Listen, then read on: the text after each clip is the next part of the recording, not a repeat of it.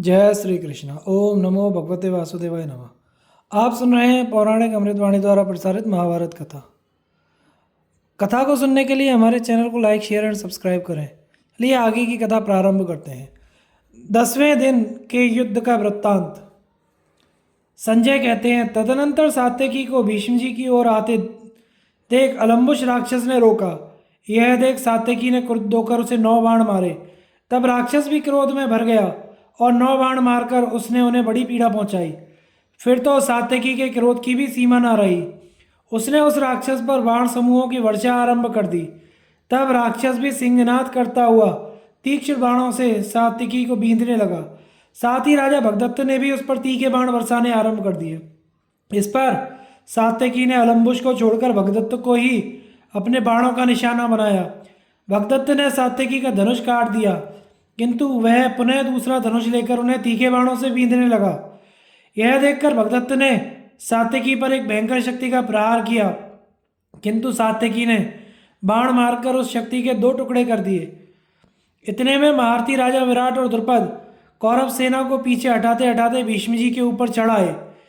इधर से अश्वत्थामा आगे बढ़कर उन दोनों से युद्ध करने लगा। विराट ने 10 और द्रुपद ने 3 बाण मारकर द्रोण कुमार को घायल कर दिया। अश्वत्थामा ने भी इन दोनों पर बहुत से बाण बरसाए, परंतु वहां इन दोनों बूढ़ों ने अद्भुत पराक्रम दिखाया। अश्वत्थामा के भयंकर बाणों को उन्होंने प्रत्येक बार पीछे लौटा दिया।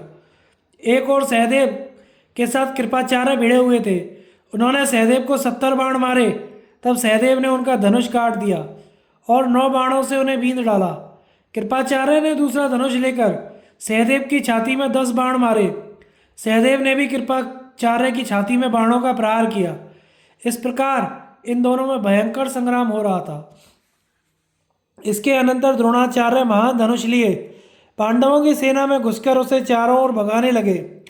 उन्होंने कुछ अशुभ सूचक निमित्त देखकर अपने पुत्र से कहा, बेटा, आज ही वह दिन है जबकि अर्जुन भीष्म को मार डालने के लिए अपनी पूरी शक्ति लगा देगा, क्योंकि मेरे बाण उछल रहे हैं, धनुष फड़क उठता है, अस्त्र शस्त्र अपने आप धनुष से संयुक्त हो जाते हैं और मेरे मन में क्रूर कर्म करने का संकल्प हो रहा है। चंद्रमा और सूर्य के चारों ओर घेरा पड़ने लगा है। यह क्षत्रियों के भयंकर विनाश की सूचना देने वाला है। इसके सिवा दोनों ही सेनाओं में 5 जन्य शंख की ध्वनि और गांडीव धनुष की टंकार सुनाई पड़ती है। इससे यह निश्चय जान पड़ता है कि आज अर्जुन समस्त योद्धाओं को पीछे हटाकर भीष्म तक पहुंच जाएगा।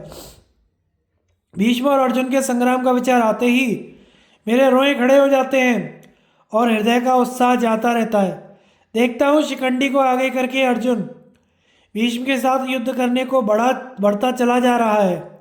युधिष्ठिर का क्रोध, भीष्म और अर्जुन का संघर्ष तथा मेरा शस्त्र छोड़ने का उद्योग, ये तीनों बातें प्रजा के लिए अमंगल की सूचना देने वाली हैं।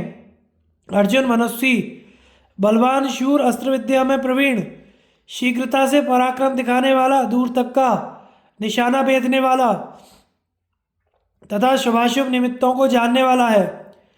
इंद्र सहित संपूर्ण देवता भी इसे युद्ध में नहीं जीत सकते। बेटा, तुम अर्जुन का रास्ता छोड़कर शीघ्र ही भीष्म जी की रक्षा के लिए जाओ।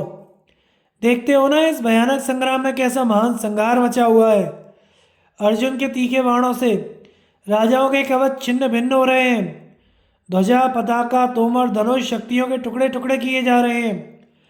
हम लोग भीष्म जी के आश्रय में रहकर जीविका चलाते हैं। उन पर संकट आया है, अतः तुम विजय और यश की प्राप्ति के लिए जाओ।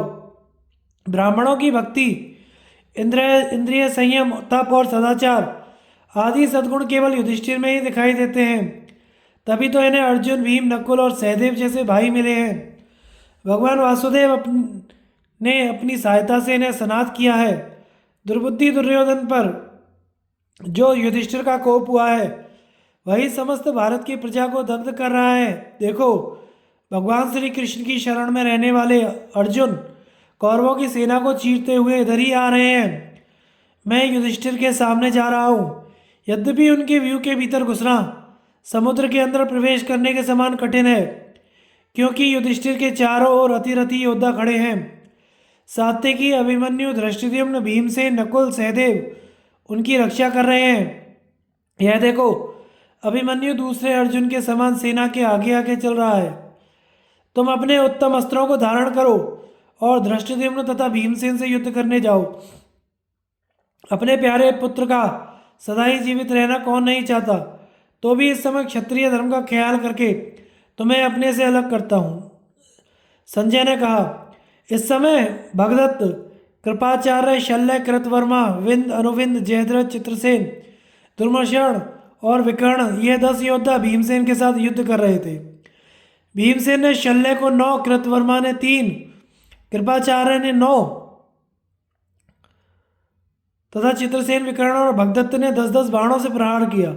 साथ ही जयद्रथ ने 3, विंद, अनुविंद ने 5-5 और दुर्मर्शन ने 20 बाणों से उन्हें घायल कर दिया। भीमसेन ने भी इन सब महारथियों को अलग अलग अपने बाणों से बीन डाला। उन्होंने शल्य को 7 और कृतवर्मा को 8 बाणों से बीनकर कृपाचार्य के धनुष को बीच से काट दिया। इसके बाद उन्होंने 7 बाणों से उन्हें घायल कर दिया। फिर विंद, अनुबंध को 3-3, दुर्मर्शन को 20, चित्रसेन को 5, विकर्ण को 10 और जयद्रथ को 5 बाण मारे। कृपाचार्य ने दूसरा धनुष लेकर भीमसेन पर 10 बाणों से चोट की। तब भीमसेन ने क्रोध में भरकर उन पर बहुत से बाणों की वर्षा कर डाली। फिर जयद्रथ के सारथी और घोड़ों को 3 बाणों से यमलोक भेज दिया। इसके बाद 2 बाणों से उसका धनुष काट दिया। वह अपने रथ से कूदकर चित्रसेन के रथ पर जा बैठा। तदंतर महारथी भगदत्त ने भीमसेन पर एक शक्ति का प्रहार किया। जयद्रथ ने पट्टिश तोमर चलाए। कृपाचार्य ने शतघ्नि का प्रयोग किया। शल्य ने एक बाण मारा। इसके सिवा दूसरे धनुर्धर वीरों ने भी भीमसेन को 5-5 बाण मारे। तब भीम ने एक तेज बाण से तोमर के टुकड़े टुकड़े कर दिए। 3 बाणों से पट्टिश को तिल के डंठल के समान काट डाला। 9 बाण मारकर शतघ्नि को तोड़ डाली और शल्य के बाण और भगदत्त की शक्ति को भी काट दिया। साथ ही दूसरे योद्धाओं के बाणों के टुकड़े टुकड़े कर डाले। उन सबको 3-3 बाणों से घायल कर दिया। इतने में ही वहाँ अर्जुन भी आ पहुँचे। भीम और अर्जुन दोनों को वहाँ एकत्रित देख आपके योद्धाओं को विजय की आशा नहीं रही। तब दुर्योधन ने सुशर्मा से कहा, तुम अपनी सेना के साथ शीघ्र जाकर भीमसेन और अर्जुन का वध करो। यह सुनकर सुशर्मा ने हजारों रथियों को साथ ले उन दोनों पांडवों को चारों ओर से घेर लिया। यह देख अर्जुन ने पहले राजा शल्य को अपने बाणों से ढक दिया। इसके बाद सुशर्मा और कृपाचार्य को 3-3 बाणों से बीन दिया। फिर भगदत्त, जयद्रथ, चित्रसेन, विकर्ण, कृतवर्मा, दुर्मर्शन, विंद, अनुविंद, इन महारथियों में से प्रत्येक को 3-3 बाण मारे। जयद्रथ चित्रसेन के रथ पर स्थित था। उसने अपने बाणों से अर्जुन और भीम दोनों को घायल किया। शल्य और कृपाचार्य ने भी अर्जुन पर मर्मवेदी बाणों का प्रहार किया तथा चित्रसेन आदि कौरवों ने भी दोनों पांडवों को 5-5 बाण मारे। इस प्रकार आहत होने पर भी वे दोनों पांडव त्रिगर्तों की सेना का संहार करने लगे। तब सुशर्मा ने 9 बाणों से अर्जुन को पीड़ित कर बड़े जोर से सिंहनाद किया। उसकी सेना के दूसरे रथी भी इन दोनों भाइयों को बींधने लगे। उस समय भीम और अर्जुन दोनों ने सैकड़ों वीरों के धनुष और मस्तक काटकर उन्हें रणभूमि में सुला दिया। अर्जुन अपने बाणों से योद्धाओं की गति रोककर मार डालते थे। उनका यह पराक्रम अद्भुत था। यद्यपि कृपाचार्य, कृतवर्मा, जयद्रथ तथा विंद, अनुविंद आदि वीर भीम और अर्जुन का डटकर मुकाबला कर रहे थे, तो भी इन दोनों ने कौरवों की महासेना में भगदड़ मचा दी। तब कौरव सेना के राजाओं ने अर्जुन पर असंख्य बाणों की वर्षा आरंभ की, किंतु अर्जुन ने उन सबको अपने बाणों से रोककर मृत्यु के मुख में पहुंचा दिया। भीष्म जी का वध। राजा धृतराष्ट्र ने पूछा, संजय, शांतनु कुमार भीष्म और कौरवों ने 10वें दिन पांडवों के साथ किस प्रकार युद्ध किया? उस महायुद्ध का सब विवरण मुझे सुनाओ। संजय ने कहा, राजन, जब कौरवों के सहित भीष्म और पांचाल वीरों के सहित अर्जुन आपस में युद्ध करने लगे तो कोई भी यह निश्चित नहीं कर सकता था कि उनमें कौन जीतेगा। उस 10वें दिन तो इन दोनों का समागम होने पर बहुत ही सैन्य संहार हुआ। भीष्म जी ने उस संग्राम में हजारों वीरों को धराशायी कर दिया। धर्मात्मा भीष्म 10 दिन तक पांडवों की सेना को संतप्त करके अब उस अपने जीवन से उदासीन हो गए। उन्होंने युद्ध करते हुए प्राण त्याग करने की इच्छा से यह विचार किया कि अब मैं बहुत वीरों को नहीं मारूंगा, और पास ही खड़े युधिष्ठिर से कहा, बेटा युधिष्ठिर, मैं तुमसे एक धर्मानुकूल बात कहता हूँ, सुनो। भैया, मैं बहुत उदासीन हो गया हूँ। इस संग्राम में बहुत से प्राणियों का संहार करते करते मेरा समय बीता है। इसलिए यदि तुम मेरा प्रिय करना चाहते हो तो अर्जुन और पांचाल संजय वीरों को आगे करके मेरे वध का प्रयत्न करो। भीष्म जी का ऐसा आशय समझकर सत्यदर्शी युधिष्ठिर ने संजय वीरों को साथ लेकर उन पर आक्रमण किया। अपनी सेना को आज्ञा दी, आगे बढ़ो और युद्ध में डट जाओ। आज शत्रुओं पर विजय प्राप्त करने वाले वीर अर्जुन से सुरक्षित होकर भीष्म जी को परास्त कर दो। महान धनुर्धर सेनापति धृष्टद्युम्न और भीमसेन भी अवश्य तुम्हारी रक्षा करेंगे। संजय वीरों, आज तुम भीष्म जी से तनिक भी मत घबराना। हम शिखंडी को आगे करके उन्हें अवश्य परास्त कर देंगे। बस अब सब योद्धा क्रोधातुर होकर रण क्षेत्र में कदम बढ़ाने लगे और शिखंडी तथा अर्जुन को आगे रखकर भीष्म जी को धराशायी करने का पूरा प्रयत्न करने लगे। इधर आपके पुत्र की आज्ञा से देश देश के राजा द्रोणाचार्य, अश्वत्थामा तथा अपने सब भाइयों सहित दुशासन बहुत बड़ी सेना लेकर भीष्म जी की रक्षा करने लगे। इस प्रकार भीष्म जी को आगे रखकर आपके अनेकों वीर शिखंडी आदि पांडवों के योद्धाओं से लड़ने लगे। चेदी और पांचाल वीरों के सहित अर्जुन शिखंडी को आगे रखकर भीष्म जी के सामने आए। इसी प्रकार सात्यकी, अश्वत्थामा, धृष्टकेतु, पौरव से अभिमन्यु, दुर्योधन से और उसके मंत्रियों से, सेना के सहित विराट, जयद्रथ से, राजा युधिष्ठिर, राजा शल्य से और भीमसेन आपकी गजारोही सेना से संग्राम करने लगे। आपके पुत्र और अनेकों राजा अर्जुन और शिखंडी को मारने के लिए टूट पड़े। इस भयानक मुठभेड़ में दोनों सेनाओं के इधर उधर दौड़ने से पृथ्वी डगमगाने लगी और उनका भीषण शब्द सब और गूंजने लगा।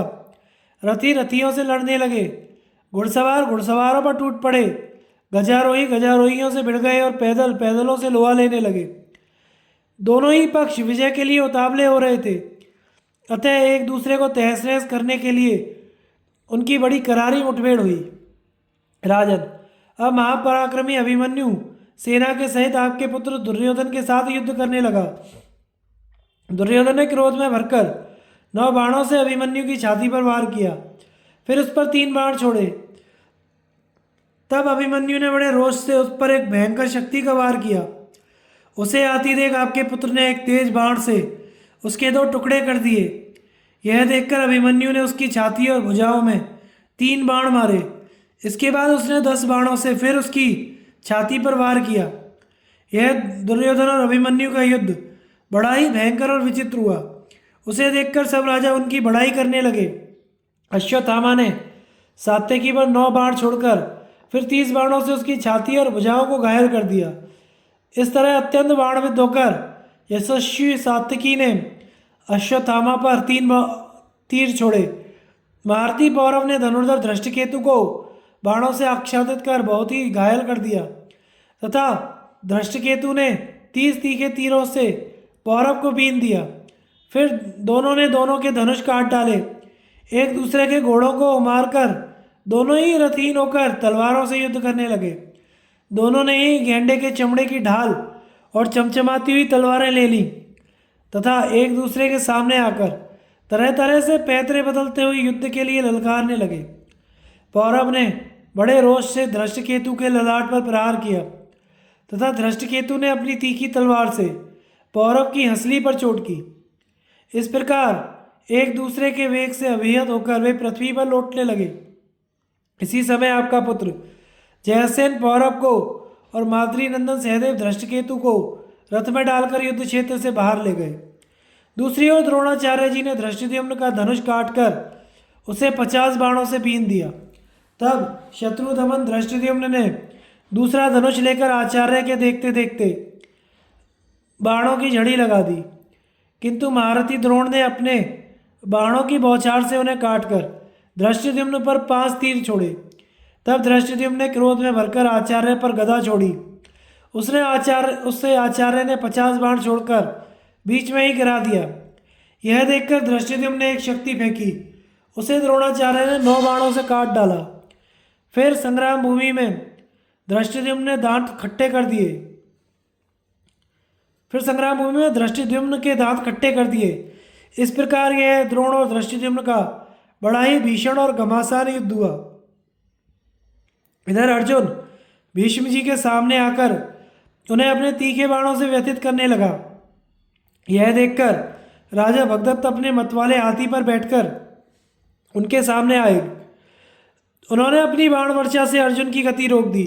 तब अर्जुन ने अपने तीखे तीरों से भगदत्त के हाथी को घायल कर दिया और शिखंडी को आदेश दिया, आगे बढ़ो, आगे बढ़ो, भीष्म जी के पास पहुंचकर उनका अंत कर दो। ऐसा कहकर अर्जुन शिखंडी को आगे रखकर बड़े वेग से भीष्म की ओर चले। बस दोनों ओर से बड़ा घोर युद्ध होने लगा। आपके शूरवीर कोलाहल करते हुए बड़ी तेजी से अर्जुन की ओर दौड़े, किंतु अर्जुन ने आपकी उस विचित्र वाहिनी को बात ही बातों में कुचल डाला। शिखंडी झटपट भीष्म पितामह के सामने आया और बड़े उत्साह से उन पर बाण बरसाने लगा। भीष्म जी ने भी अनेकों दिव्य अस्त्र छोड़कर शत्रुओं को भस्म करना आरंभ कर दिया। उन्होंने अर्जुन के अनुयायी अनेक सोमक वीरों को मार डाला। पांडवों की उस सेना को आगे बढ़ने से रोक दिया। बात की बात में अनेकों रथ, हाथी और घोड़े बिना सवारों के हो गए। इस समय भीष्म जी का एक भी बाण खाली नहीं जाता था। वे विश्वभक्षी काल के समान हो रहे थे। अतः उनकी चपेट में आकर चेदी, काशी, करुष देश के 14,000 वीर अपने हाथी, घोड़े तथा रथों सहित रण क्षेत्र में धराशायी हो गए। सोमकों में ऐसा एक भी महारथी नहीं था जो उस समय संग्राम भूमि में भीष्म जी के सामने आकर अपने जीवन की आशा रखता हो। इसलिए उनके मुकाबले पर जाने की किसी की भी हिम्मत नहीं होती थी।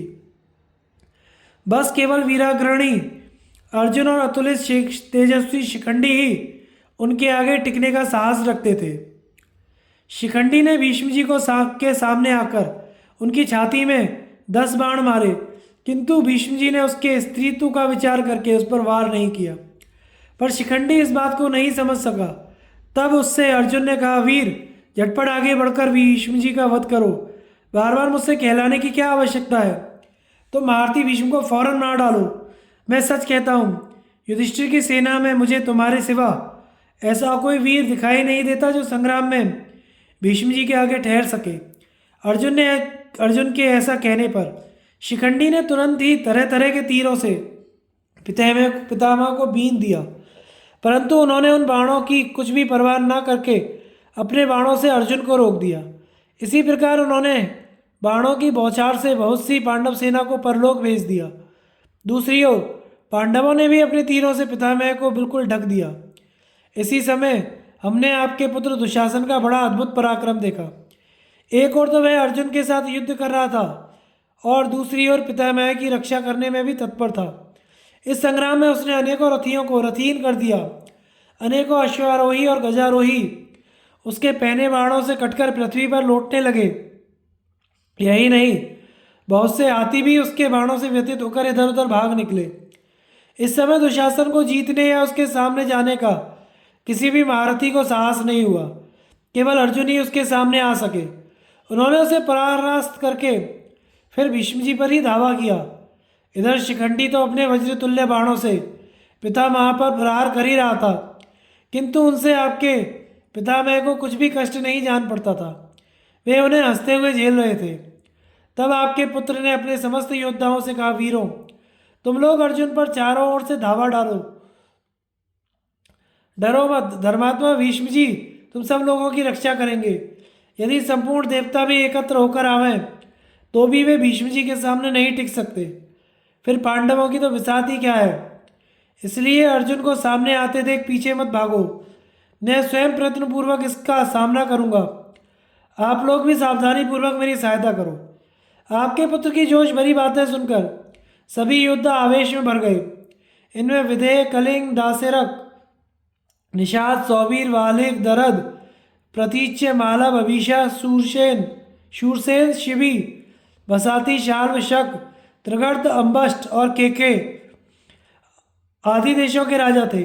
ये सब के सब एक साथ अर्जुन पर टूट पड़े।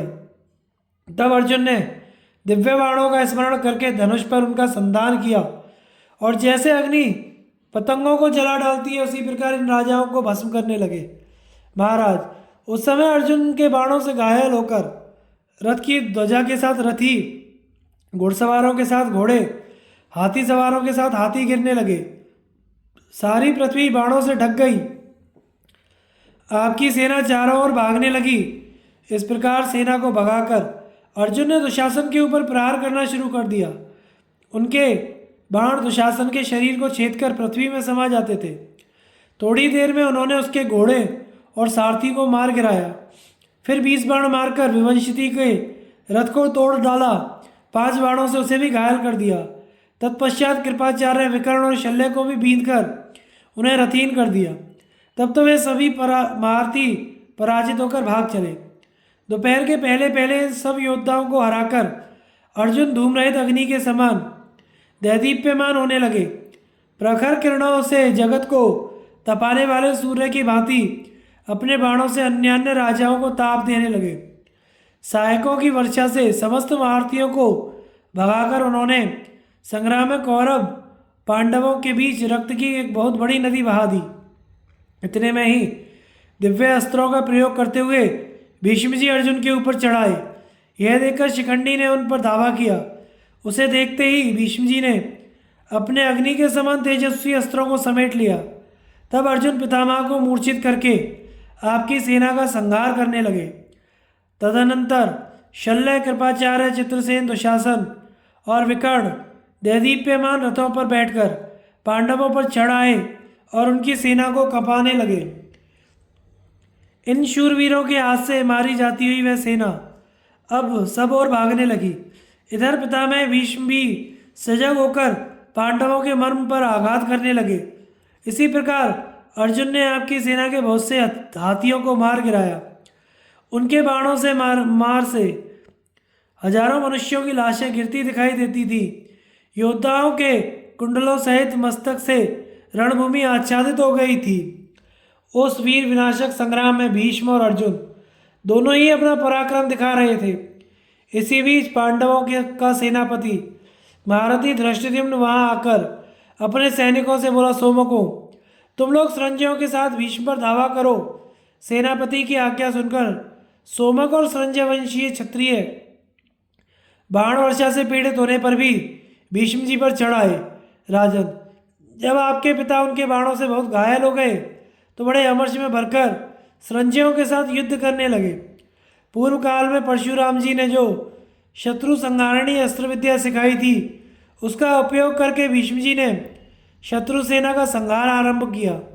वे प्रतिदिन पांडवों के 10,000 योद्धाओं का संहार करते थे। उस 10वें दिन भी भीष्म जी ने अकेले ही मत्स्य पांचाल देश के असंख्य हाथी घोड़ों को मार डाला। उनके साथ उनके महारथियों को भी यमलोक भेज दिया। इसके बाद उन्होंने 5,000 रथियों का संहार किया। फिर 14,000 पैदल, 1,000 हाथी, 10,000 घोड़ों मार डाले। इस प्रकार समस्त राजाओं की सेना का संहार करके भीष्म जी ने विराट के भाई शतानीक को मार डाला।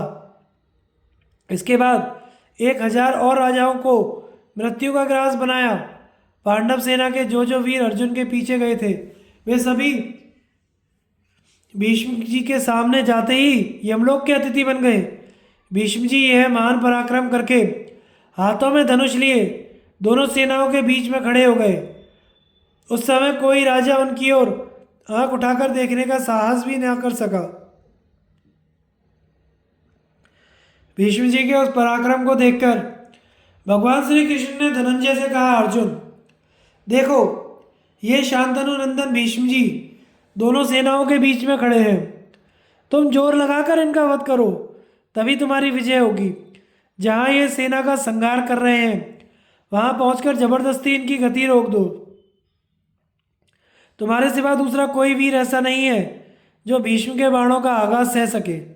भगवान की प्रेरणा से अर्जुन ने उस समय इतनी बाण वर्षा की कि भीष्म जी रथ ध्वजा और घोड़ों के साथ उससे आच्छादित हो गए, परंतु पितामह ने अपने बाण छोड़कर अर्जुन के बाणों के टुकड़े टुकड़े कर दिए। तब शिखंडी अपने उत्तम अस्त्र शस्त्रों को लेकर बड़े वेग से भीष्म की ओर दौड़ा। उस समय अर्जुन उसकी रक्षा कर रहे थे। भीष्म के पीछे चलने वाले जितने योद्धा थे उन सबको अर्जुन ने मार गिराया और स्वयं भी भीष्म पर धावा किया। इनके साथ सात्यकी, चेकितान, धृष्टद्युम्न, विराट, द्रुपद, नकुल, सहदेव, अभिमन्यु और द्रौपदी के 5 पुत्र भी थे। ये सब लोग एक साथ भीष्म जी पर बाणों की वर्षा करने लगे, किंतु इससे उन्हें तनिक भी घबराहट नहीं हुई। उपर्युक्त योद्धाओं के बाणों को पीछे लौटाकर वे पांडवों की सेना में घुस गए, मानो खेल कर रहे हों। इस प्रकार उनके अस्त्र शस्त्रों का उच्छेद करने लगे। शिखंडी के स्त्री भाव का स्मरण करके वे बारंबार मुस्कुराकर रह जाते, उस पर बाण नहीं मारते थे। जब उन्होंने द्रुपद की सेना के 7 महारथियों को मार डाला तब रणभूमि में कोलाहल होने लगा। इसी समय अर्जुन शिखंडी को आगे करके भीष्म जी के निकट पहुंच गए। इस प्रकार शिखंडी को आगे रखकर सभी पांडवों ने भीष्म को चारों ओर से घेर लिया और उन्हें बाणों से बींधना आरंभ कर दिया। शतघ्नी, परिघ, फरसा, मुदगर, मूसल, प्रास, बाण, शक्ति, तोमर, कंपन, नाराज, वत्सदंत, भुषुंडी आदि अस्त्र शस्त्रों का प्रहार होने लगा। उस समय भीष्म तो अकेले थे और उन्हें मारने वालों की संख्या बहुत थी। इससे उनका कवच छिन्न भिन्न हो गया। उन्हें विशेष कष्ट पहुंचा और उनके मर्म स्थानों में गहरी चोट लगी, तो भी वे विचलित नहीं हुए। एक ही क्षण में रथ की पंक्ति को तोड़कर बाहर निकल आते और पुनः सेना के मध्य में प्रवेश कर जाते। द्रुपद और धृष्टकेतु की कुछ भी परवाह ना करके वे पांडव सेना में घुस आए और अपने पहने बाणों से भीमसेन, सात्यकी, अर्जुन, द्रुपद, विराट, धृष्टद्युम्न इन 6 महारथियों को बींधने लगे। इन महारथियों ने भी उनके बाणों का निवारण करके पृथक पृथक 10 बाणों से भीष्म जी को बींध दिया। महारथी शिखंडी ने बाणों का प्रबल प्रहार किया, किंतु उससे उन्हें तनिक भी कष्ट नहीं हुआ। तब अर्जुन ने कुपित होकर भीष्म जी का धनुष काट दिया। उनके धनुष का काटना कौरव महारथियों से नहीं सहा गया। उस समय आचार्य द्रोण, कृतवर्मा, जयद्रथ, भूरिश्रवा, शल्य तथा भगदत्त ये 7 वीर क्रोध में भरकर धनंजय पर टूट पड़े और अपने दिव्य अस्त्रों का कौशल दिखाते हुए उन्हें बाणों से आच्छादित करने लगे। अर्जुन पर धावा करने वाले इन कौरव वीरों ने महान कोलाहल मचाया। उस समय उनके रथ के पास मारो, यहाँ लाओ, पकड़ो, छेद डालो, टुकड़े टुकड़े कर दो आदि की आवाज़ सुनाई देने लगी। वह आवाज़ सुनकर पांडवों के महारथी भी अर्जुन की रक्षा के लिए दौड़े। सात्यकी, भीमसेन, धृष्टद्युम्न, विराट, द्रुपद, घटोत्कच और अभिमन्यु ये 7 वीर अपने अपने विचित्र धनुष लिए क्रोध में भरे हुए कौरवों के सामने आ डटे। फिर तो दोनों दलों में रोमांचकारी तुमुल युद्ध छिड़ गया, मानो देवता और दानव लड़ रहे हों। भीष्म जी का धनुष कट गया था। उसी अवस्था में शिखंडी ने उन्हें 10 बाणों से बीन दिया। फिर 10 बाणों से उनके सारथी को मारकर एक से रथ की ध्वजा काट डाली। तब भीष्म जी ने दूसरा धनुष हाथ में लिया, किंतु अर्जुन ने उसे भी काट दिया। इस प्रकार भीष्म ने अनेकों धनुष लिए, परंतु अर्जुन सबको काटते गए। बारंबार धनुष कटने से भीष्म जी को बड़ा क्रोध हुआ। उन्होंने पर्वतों को भी विदीर्ण करने वाली एक बहुत बड़ी शक्ति अर्जुन के रथ पर फेंकी। यह देखकर अर्जुन ने 5 बाण मारकर उस शक्ति के टुकड़े टुकड़े कर दिए। शक्ति को कटी हुई देखकर भीष्म जी मन ही मन विचारने लगे, यदि भगवान श्री कृष्ण रक्षा ना करते होते तो मैं एक ही धनुष से संपूर्ण पांडवों का वध कर सकता था। इस समय मेरे सामने पांडवों के साथ युद्ध न करने के 2 कारण उपस्थित हैं। एक तो ये पांडु की संतान होने के कारण मेरे लिए अवध्य है, दूसरे मेरे समक्ष शिखंडी आ गया है जो पहले स्त्री था। जिस समय मेरे पिता ने माता सत्यवती से विवाह किया था उस समय उन्होंने संतुष्ट होकर मुझे 2 वर दिए थे, जब तुम्हारी इच्छा होगी तभी मरोगे तथा युद्ध में कोई भी तुम्हें मार ना सकेगा। जब ऐसी बात है तो मैं इस समय अपनी स्वच्छंद मृत्यु ही क्यों न स्वीकार लूँ। क्योंकि अब उसका अवसर भी आ ही गया है। भीष्म जी के इस निश्चय को आकाश में स्थित ऋषिगण और वसुदेवता जान गए। उन्होंने भीष्म जी को संबोधित करके कहा, तात, तुमने जो विचार किया है वह हम लोगों को भी प्रिय है। वह सब वही करो। युद्ध की ओर से चित्तवृत्ति हटा लो। उनकी बात पूरी होते ही शीतल मंद सुगंध वायु चलने लगी, जल की फुहारें पड़ने लगीं, देवताओं की दुंदुभियां बज उठी और भीष्म जी पर फूलों की वर्षा होने लगी। ऋषियों की वह बात दूसरे किसी को सुनाई नहीं पड़ती थी, केवल भीष्म जी ही सुन सकते थे। व्यास मुनि के प्रभाव से मैंने भी सुन लिया। वसुओं की उपयुक्त बात सुनकर पितामह ने अपने ऊपर तीक्ष्ण बाणों की वर्षा होती रहने पर भी अर्जुन पर हाथ नहीं उठाया।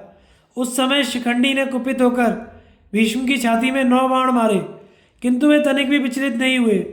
तब अर्जुन ने मुस्कुराकर पितामह के ऊपर पहले 25 बाण मारे, फिर शीघ्रतापूर्वक 100 बाणों से उनके अंगों तथा मर्म स्थानों को बीन डाला। इसी प्रकार दूसरे राजा भी भीष्म पर सहस्त्रों बाणों से का प्रहार करने लगे। भीष्म जी भी अपने बाणों से उन राजाओं के अस्त्रों का निवारण करने बीधने लगे। तत्पश्चात अर्जुन ने पुनः भीष्म जी के धनुष को काट दिया और 9 बाणों से उन्हें बींधकर एक से उनके रथ की ध्वजा काट दी। फिर 10 बाण मारकर उनके सारथी को पीड़ित किया। जब भीष्म जी ने दूसरा धनुष लिया तो अर्जुन ने उसे भी काट दिया। एक एक क्षण में वे धनुष उठाते और अर्जुन उसे काट देते थे। इस प्रकार जब बहुत से धनुष कट गए तो भीष्म जी ने अर्जुन के साथ युद्ध बंद कर दिया। तब अर्जुन ने शिखंडी को आगे करके पितामह को पुनः 25 बाण मारे। उनसे अत्यंत आहत होकर पितामह ने दुशासन से कहा, देखो, यह महारथी अर्जुन आज क्रोध में भरकर मुझे हजारों बाणों से बीन चुका है। इसके बाण मेरे कवच को छेदकर शरीर में घुस जाते हैं और मूसल के समान चोट करते हैं। ये शिखंडी के बाण नहीं है। वज्र के समान इन बाणों का स्पर्श होते ही शरीर में बिजली सी दौड़ जाती है। ये ब्रह्मदंड के समान भयंकर और वज्र के समान दुर्दम्य हैं तथा मेरे मर्म स्थानों को विदीर्ण किए डालते हैं।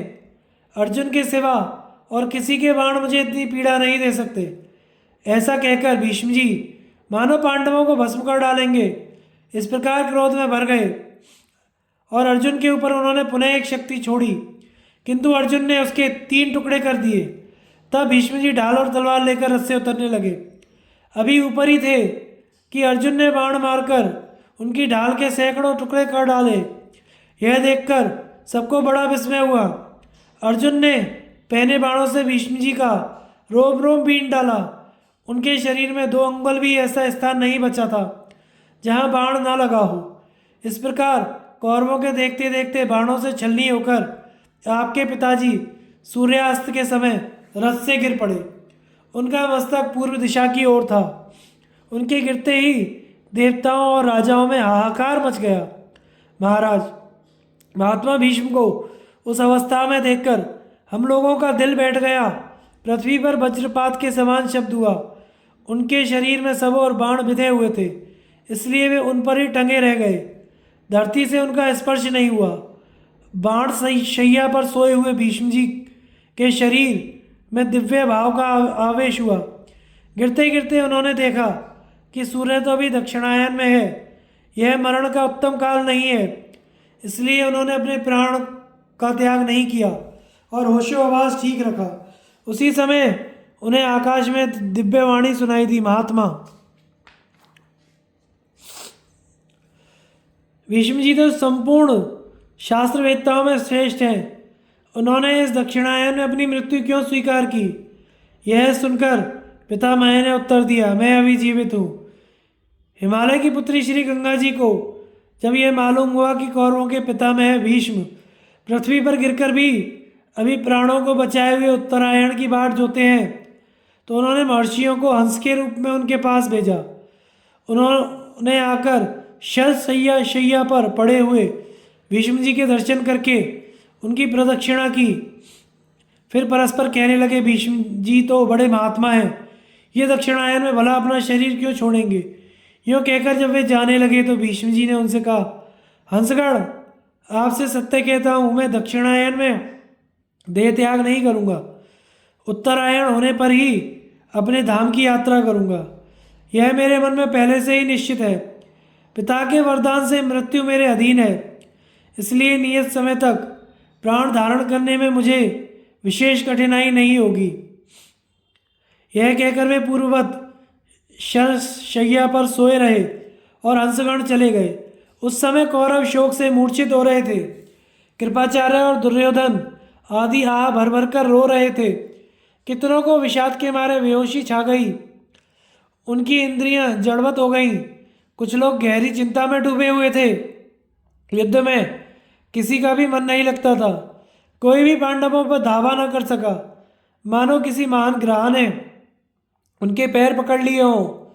उस समय सब लोग यही अनुमान लगाते थे कि अब कौरवों के विनाश होने में अधिक देर नहीं है।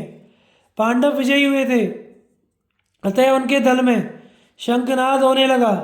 संजय और सोमक खुशी के मारे फूल उठे। भीमसेन ने ताल ठोंकते हुए सिंह के समान धाड़ लगाई। कौरव सेना में कुछ लोग बेहोश थे, कुछ फूट फूट कर रो रहे थे, कितने ही पछाड़ खाकर गिर रहे थे। कुछ लोग क्षत्रिय धर्म की निंदा करते थे और कुछ भीष्म जी की प्रशंसा। भीष्म जी उपनिषदों में बताई हुई योग धारणा का आश्रय ले प्रवण का जाप करते हुए उत्तरायण काल की प्रतीक्षा करने लगे। भीष्म जी के पास जाकर सब राजाओं का तथा कर्ण का मिलना। धृतराष्ट्र ने कहा, संजय, भीष्म जी महाबली और देवता के समान थे। उन्होंने अपने पिता के लिए आजीवन ब्रह्मचर्य का पालन किया था। उस समय रणभूमि में उनके गिर जाने से हमारे योद्धाओं की क्या गति हुई होगी। भीष्म जी ने अपनी दयालुता के कारण जब शिखंडी पर बाणों का प्रहार नहीं करने का निश्चय किया, तभी मैं समझ गया कि अब पांडवों के हाथ से कौरव अवश्य मारे जाएंगे। हाय, मेरे लिए इससे बढ़कर दुख की बात क्या होगी जो आज अपने पिता के मरण का समाचार सुन रहा हूँ। वास्तव में मेरा हृदय वज्र का बना हुआ है। तभी तो आज भीष्म जी की मृत्यु की बात सुनकर इसके सैकड़ों टुकड़े नहीं हो जाते। संजय, कुरुश्रेष्ठ भीष्म जी जिस समय मारे गए, उसके बाद यदि उन्होंने कुछ किया हो तो वह भी मुझे बताओ। संजय बोला, सायंकाल में जब भीष्म जी रणभूमि में गिरे, उस समय कौरवों को बड़ा दुख हुआ और पांचाल देशीय योद्धा आनंद मनाने लगे। भीष्म जी बाणों की शैया पर सोए हुए थे। उस समय आपका पुत्र दुशासन बड़े वेग से द्रोणाचार्य की सेना में गया। उसे आते देख कौरव सैनिक मनी मनी यह सोचकर कि देखें क्या कहता है, उसे चारों ओर से घेर कर खड़े हो गए। दुशासन ने द्रोणाचार्य को भीष्म की मृत्यु का समाचार सुनाया। यह अप्रिय संवाद सुनते ही आचार्य मूर्छित हो गए। जब थोड़ी देर में सचेत हुए तो उन्होंने अपनी सेना को युद्ध बंद करने की आज्ञा दी। कौरवों को लौटते देख पांडवों ने भी घुड़सवार दूतों के द्वारा सब ओर फैली हुई अपनी सेना को युद्ध से रोक दिया।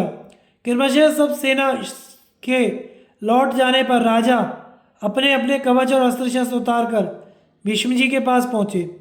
कौरव और पांडव दोनों ही पक्ष के लोग भीष्म जी को प्रणाम करके वहाँ खड़े हो गए। तब उस समय धर्मात्मा भीष्म जी ने अपने सामने खड़े हुए राजाओं को संबोधित करके कहा, महान सौभाग्यशाली महारथियों, मैं आप लोगों का स्वागत करता हूँ। देवोपम वीरों, इस समय आपके दर्शन से मुझे बड़ा संतोष हुआ। इस तरह सबका अभिनंदन करके भीष्म जी ने पुनः कहा, मेरा मस्तक नीचे लटक रहा है, आप इसके लिए कोई तकिया ला दीजिए। यह सुनकर राजा लोग बहुत से कोमल और उत्तम तकिए लेकर आए, परंतु पितामह को वह पसंद नहीं आए। उन्होंने हंसकर कहा, राजाओं, ये तकिए वीर शैया के योग्य नहीं है।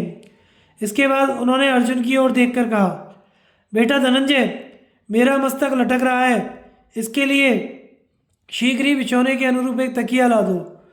तुम सब धनुर्धरों में श्रेष्ठ और शक्तिशाली हो, तुम्हें क्षत्रिय धर्म का ज्ञान है और तुम्हारी बुद्धि निर्मल है, अतः तुम ही यह कार्य कर सकते हो। अर्जुन ने भी बहुत अच्छा कहकर इस आज्ञा को स्वीकार किया और भीष्म जी की अनुमति ले अपना गांडीव धनुष उठाया। उस पर 3 अभिमंत्रित बाणों को रखकर उन्होंने उन्हें मारकर भीष्म जी के मस्तक को ऊंचा कर दिया। मेरा अभिप्राय अर्जुन को समझ में आ गया। यह सोचकर भीष्म जी को बड़ी प्रसन्नता हुई। उनके दिए हुए इस वीरोचित तकिए को पाकर भीष्म जी ने अर्जुन की प्रशंसा करते हुए कहा, पांडुनंदन, तुमने शैया के योग्य तकिया लगा दिया। यदि ऐसा ना करते तो मैं क्रोध में आकर तुम्हें शाप दे देता। महाबाहो, अपने धर्म में स्थित रहने वाले क्षत्रिय को संग्राम भूमि में इसी प्रकार शैया पर शयन करना चाहिए। अर्जुन से यूँ कहकर भीष्म जी ने अन्य राजा और राजकुमारों से कहा, देखिए आप लोग, अर्जुन ने कैसा बढ़िया तकिया लगा दिया। अब मैं जब तक सूर्य उत्तरायण में नहीं आते तब तक इस शैया पर पड़ा रहूँगा। उस समय जो लोग मेरे पास आएंगे वे मेरी परलोक यात्रा देख सकेंगे। मेरे आसपास की भूमि में खाई खुदवा देनी चाहिए तथा इन सैकड़ों बाणों से विदा हुआ मैं सूर्यदेव की उपासना करूंगा। राजाओं, अंत में मेरी प्रार्थना यह है कि आप लोग आपस में वैर छोड़कर युद्ध बंद कर दीजिए। तदनंतर शरीर से बाण निकालने में कुशल सुशिक्षित वैद्य अपने साज सामान के साथ भीष्म जी की चिकित्सा के लिए वहां उपस्थित हुए। उन्हें देखकर भीष्म जी ने आपके पुत्र से कहा, दुर्योधन, इन चिकित्सकों को धन देकर सम्मान के साथ विदा कर दो। इस अवस्था में पहुंच जाने पर अब मुझे वैद्यों का से क्या काम। क्षत्रिय धर्म में जो सर्वोत्तम गति है वह मुझे प्राप्त हुई है। बाण शैया पर शयन करने के पश्चात अब चिकित्सा कराना मेरा धर्म नहीं है। इन बाणों के साथ ही मेरा दाह संस्कार होना चाहिए। पितामह की बात सुनकर दुर्योधन ने वैद्यों को धन आदि से सम्मानित करके विदा कर दिया। नाना देशों के राजा वहाँ जुटे हुए थे। वे भीष्म जी की यह धर्मनिष्ठा और साहस देखकर बहुत विस्मित हुए। इसके बाद कौरव और पांडवों ने बाण शैया पर सोए हुए भीष्म जी की 3 बार प्रदक्षिणा करके उन्हें प्रणाम किया और उनकी रक्षा का प्रबंध करके वे सब लोग अपने अपने शिविर में लौट आए। महारथी पांडव अपनी छावनी में प्रसन्न होकर बैठे थे।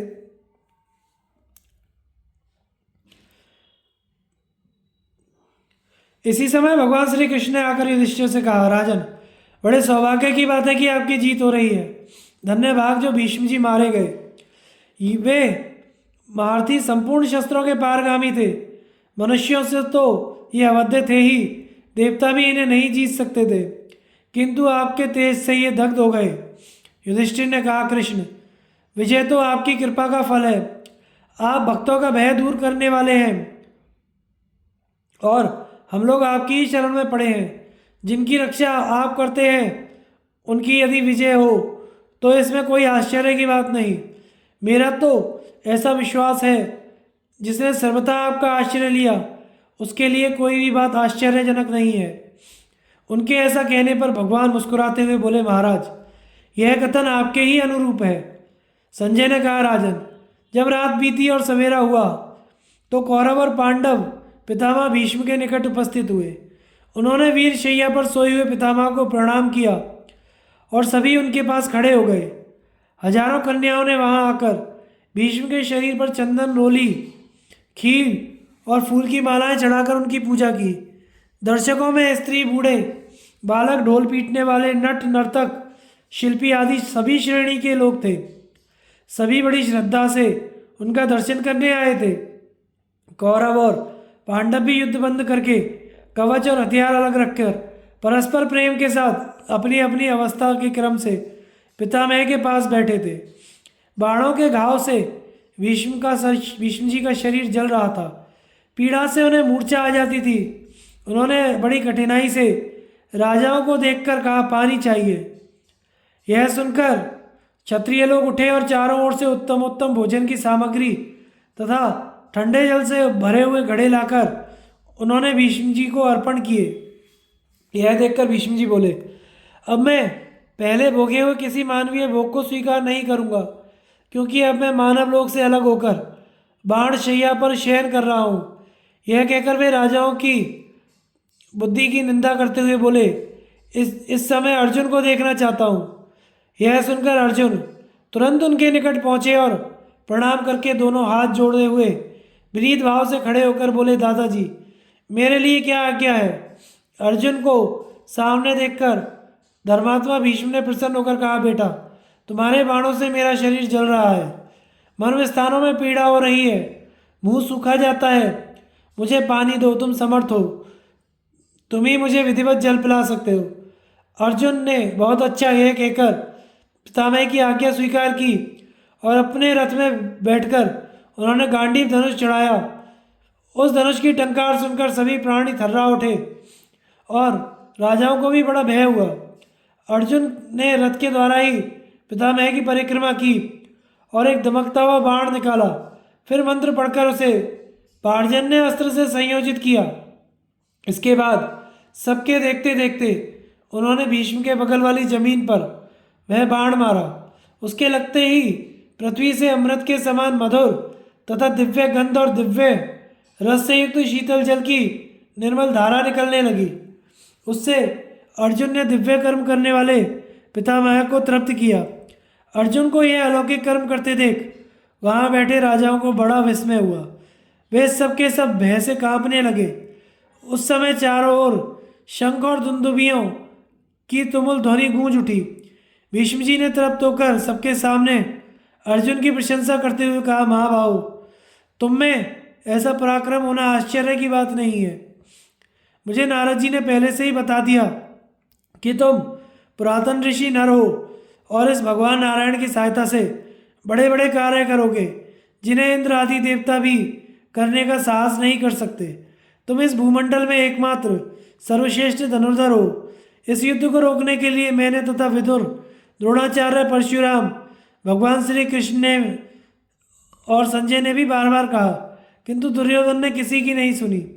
उसकी बुद्धि विपरीत हो गई है, वह बेहोश सा रहता है, किसी की बात पर विश्वास ही नहीं करता, सदा शास्त्र के प्रतिकूल आचरण करता है। खैर इसका फल इसे मिलेगा। भीमसेन के बल से अपमानित होकर यह मारा जाएगा और सदा के लिए रणभूमि में सो रहेगा। भीष्म जी की यह बात सुनकर दुर्योधन मन ही मन बड़ा दुखी हो गया। उसे देखकर पितामह ने कहा, राजन क्रोध छोड़ दो और मेरी बात पर ध्यान दो। यह तो तुमने देखा ना अर्जुन ने किस तरह शीतल, मधुर एवं सुगंधित जल की धारा प्रकट की है। ऐसा पराक्रम करने वाला जगत में कोई दूसरा नहीं है। आग्नेय, वारुण, सौम्य, वायव्य, वैष्णव, ऐन्द्र, पाशुपत, ब्राह्मय, पारमेष्ठ्य, प्राजापत्य, धात्र, त्वाष्ट्र, सावित्र और वैवस्वत इत्यादि अस्त्रों को इस संसार में अर्जुन या भगवान श्री कृष्ण ही जानते हैं। तीसरा कोई भी इनका ज्ञाता नहीं है। अतः अर्जुन को किसी भी प्रकार युद्ध में जीतना असंभव है। इनके सभी कर्म अलौकिक हैं, इसलिए मेरी राय यही है कि तुम इनके साथ शीघ्र ही संधि कर लो। जब तक भगवान श्री कृष्ण कोप नहीं करते, जब तक भीम, अर्जुन, नकुल, सहदेव तुम्हारी सेना का सर्वनाश नहीं कर डालते, उससे पहले ही तुम्हारा पांडवों के साथ मित्रभाव हो जाना मैं अच्छा समझता हूँ। तात मेरे मरने के साथ ही इस युद्ध की समाप्ति कर दो। शांत हो जाओ, मेरा कहा मानो, इसी से तुम्हारा और तुम्हारे कुल का कल्याण है। अर्जुन ने जो पराक्रम दिखाया है यह तुम्हें सचेत करने के लिए काफ़ी है। अब तुम लोगों में परस्पर प्रेम भाव बढ़े और बचे कुचे राजाओं के जीवन की रक्षा हो। पांडवों को आधा राज्य दे दो और युधिष्ठिर इंद्रप्रस्थ को चले जाएं। सभी राजा प्रेम पूर्वक एक दूसरे से मिले, पिता पुत्र से, मामा भांजे से और भाई भाई से मिलकर रहें। यदि मोहवश या मूर्खता के कारण तुम मेरी इस समयोचित बात पर ध्यान ना दोगे तो अंत में पछताना पड़ेगा, सबका नाश हो जाएगा। यह तुमसे सच्ची बात कहता हूँ। भीष्म जी सुहृद भाव से यह बात कहकर चुप हो गए। फिर उन्होंने अपने मन को परमात्मा में लगाया। दुर्योधन को वह बात ठीक उसी तरह पसंद नहीं आई जैसे मरने वाले मनुष्य को दवा अच्छी नहीं लगती। तदंतर भीष्म जी के मौन हो जाने पर सभी राजा अपने अपने शिविर में चले आए। इसी समय कर्ण भीष्म जी के मारे जाने का समाचार सुनकर कुछ भयभीत होकर जल्दी उनके पास आया। उन्हें शय्या पर पड़े देखकर उसकी आंखों में आंसू आ गए। उसने गदगद कंठ से कहा, महाभाव भीष्म जी, जिसे आप सदा ही द्वेष भरी दृष्टि से देखते थे, वही मैं राधा पुत्र कर्ण आपकी सेवा में उपस्थित हूँ। यह सुनकर भीष्म जी ने पलक उगाड़कर धीरे से कर्ण को देखा। इसके बाद उस स्थान को सूना देखकर पहरेदारों को भी वहां से हटा दिया। जैसे पिता पुत्र को गले लगाता है, उसी प्रकार एक हाथ से कर्ण को खींचकर हृदय से लगाते हुए स्नेहपूर्वक कहा, आओ मेरे प्रतिस्पर्धी, तुम सदा मुझसे लाग डांट रखते आए हो।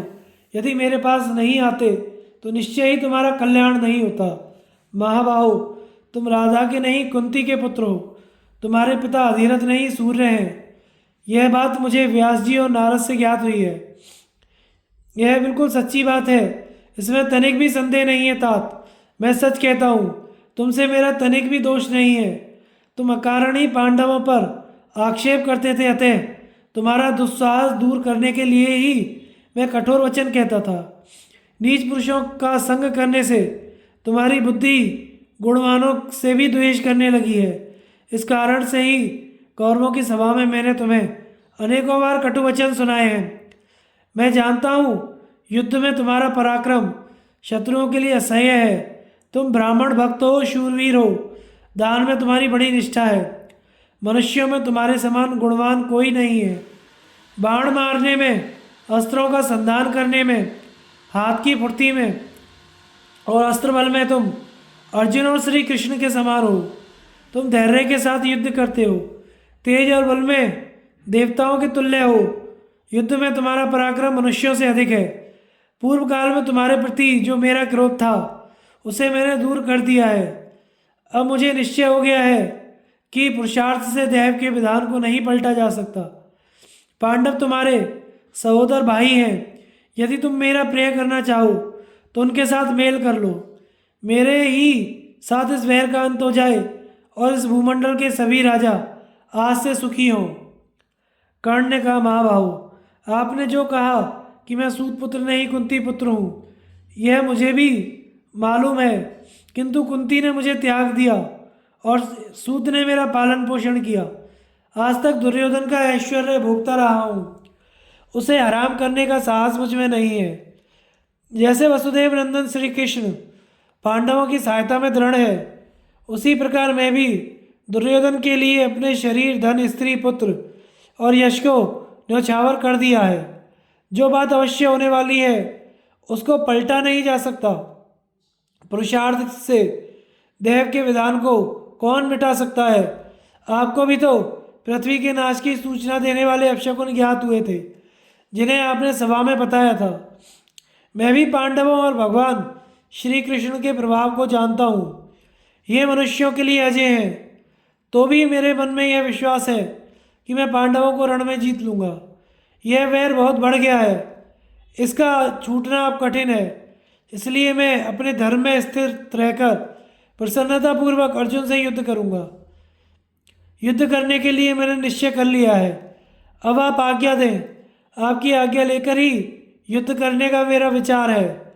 आज तक अपनी चपलता के कारण मैंने जो कुछ कटुवचन कहा हो या प्रतिकूल आचरण किया हो, उसे आप क्षमा करें। भीष्म जी बोले, कर्ण, यदि यह दारुण वैर मिट नहीं सकता तो मैं तुम्हें युद्ध के लिए आज्ञा देता हूँ। तुम स्वर्ग की कामना से ही युद्ध करो। क्रोध और डाह छोड़कर अपनी शक्ति और उत्साह के अनुसार रण में पराक्रम दिखाओ। सदा सत्पुरुषों के आचरण का पालन करो।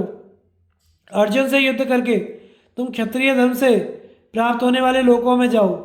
अहंकार त्याग कर अपने बल और पराक्रम का भरोसा रखकर युद्ध करो। क्षत्रिय के लिए धर्मयुक्त युद्ध से बढ़कर कोई दूसरा कल्याण का साधन नहीं है। कर्ण, मैंने शांति के लिए महान प्रयत्न किया, किंतु इसमें सफल ना हो सका। यह तुमसे सच कह रहा हूँ राजन। भीष्म जी ने ऐसा कहा तो कर्ण ने उन्हें प्रणाम किया और उनकी आज्ञा ले रथ पर बैठकर आपके पुत्र दुर्योधन के पास चला गया। भीष्म पर्व समाप्त। आगे की कथा का प्रसारण हम अगले भाग में करेंगे। हमारे चैनल को लाइक, शेयर एंड सब्सक्राइब करें। धन्यवाद।